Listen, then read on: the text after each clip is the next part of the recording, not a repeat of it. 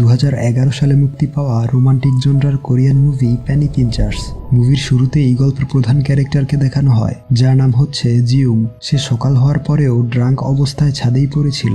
জিউং এর পাশের বিল্ডিংয়েই থাকতো হংসিল নামের এই মেয়েটি। জিউং এর হাতে খালি বটল দেখে মেয়েটি এক জাম্প করে জিউং এর ছাদে চলে আসে। সে জিউং এর কাছ থেকে বটলগুলো নিতে চায়। বটলগুলো দিয়ে সে কি করবে এই বিষয়ে জিউং তাকে জিজ্ঞেস করলে সে বলে যে সেই বটলগুলো নিয়ে বিক্রি করবে। এই শুনে জিউং খুব অবাক হয়ে বলে, এইগুলো বিক্রি করে তুমি কত টাকাই বা পাবে? হংসিল ক্যালকুলেট করে বলে, প্রতিদিন এই পরিমাণ বটল বিক্রি করলে আগামী 1 বছরের বিদ্যুৎ বিল পরিশোধ করতে পারবে। হংসিল হচ্ছে খুবই প্র্যাকটিক্যাল এবং স্মার্ট টাইপের একটি মেয়ে। টাকা আর্ন করার জন্য সে এই ধরনের বিভিন্ন ট্রিক্স ইউজ করে থাকে। এর পরের সিনে দেখানো হয় জিউং বিভিন্ন কোম্পানিতে গিয়ে জবের ইন্টারভিউ দিচ্ছে, কিন্তু তার গ্রেড খুবই কম থাকায় এবং কোনো স্কিল বা এক্সপিরিয়েন্স না থাকায় কোনো কোম্পানি তাকে জব দিচ্ছিল না। তার পরের সিনে জিউং তার মায়ের কাছে ফোন করে মিথ্যা কথা বলে। সে বলে জবের অ্যাপ্লাই করতে অনেক টাকা লাগে। এই শুনে তার মা খুব অবাক হয়ে যায়। জিউং বলে কোম্পানিগুলো এভাবে অনেক টাকা আর্ন করে, এটা তাদের একটা ট্যাকটিক্স। এইসব বলে সে তার মায়ের কাছ থেকে $1000 চেয়ে নেয়। এরপর জিউং তার বন্ধুদের সাথে দেখা করে। তারা সবাই জবলেস ছিল।